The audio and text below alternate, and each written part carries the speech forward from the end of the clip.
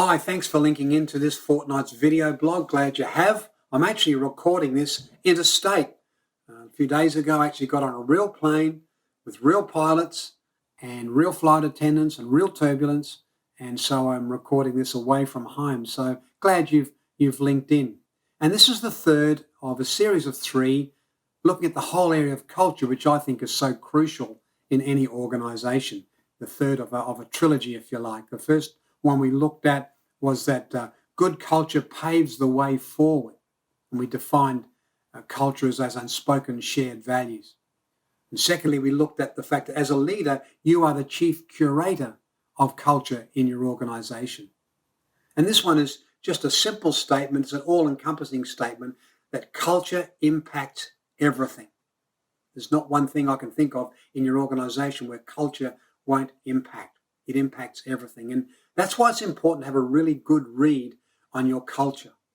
Now, we'll always have an internal read or a subjective read where we can define. Someone asks us and you're able to say our culture's like this. But I think as well as that, it's great to have an objective or an external read. And there are organisations and tools you can use to actually get a more objective external read on your culture, which is always important to have as well.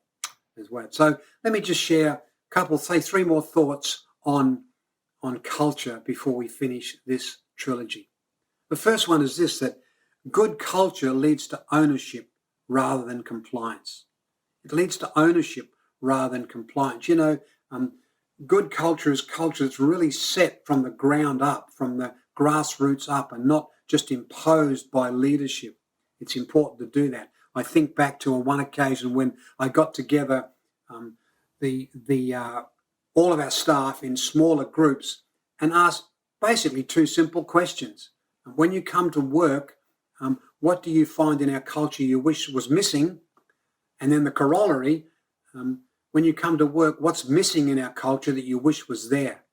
And after that, we just simply diluted a bunch of cultural values that we said we're going to live by. And the great thing about that happening from the grassroots up or from the factory floor and not imposed is that builds ownership. People have owned the values. You don't feel like you have to sort of police them from above. They are owned values, and ownership builds passion and people who love to be there. Whereas on the other hand, compliance doesn't usually build passion and can easily build indifference. So ownership is really important, and good culture builds ownership. Second thing I want to say is that good culture dismantles silos.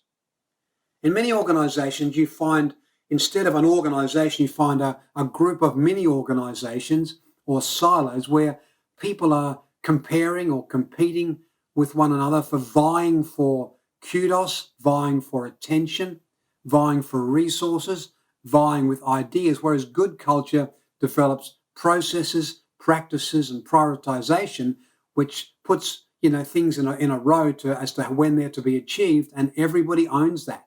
Everybody owns the process forward and doesn't feel they're competing with another part of the organization.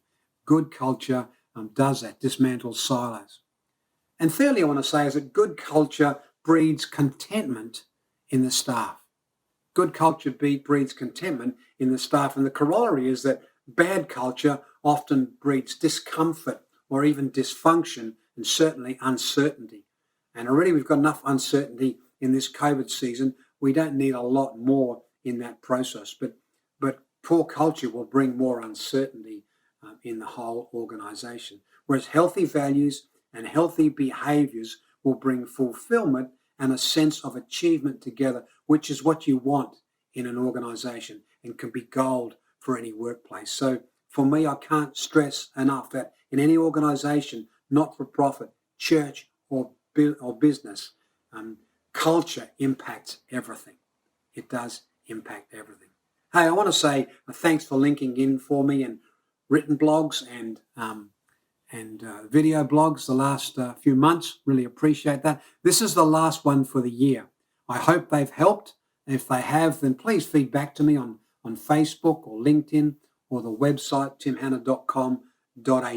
The next one will come out on Monday, January the 18th.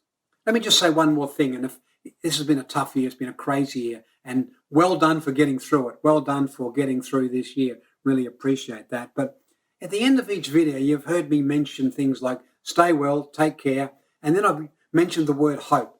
Have hope. It's an important word and one that's really crucial. And for me personally, it's tied up with my Christian faith. Hope's more than optimism. Hope is an anchor that keeps us grounded, that gives us purpose, that gives us hope. It's very hard to find another word to define that. And more specific, and it's tied up, as I said, with my Christian faith, more specifically with the person of Jesus, who is the center of my Christian faith. And he's been the constant in this upheaval of a year. It's been, he's been the one who's given me that centeredness in this time, in the sunshine and the storms, in the ups and the downs. So I'm looking forward to Christmas so I can celebrate that hope with gusto, with enjoyment. And I wish you all a great Christmas. Look forward to catching up in the new year and trust that you'll be able to celebrate that hope or discover that hope as well. So until the new year, thanks for joining in. See you soon.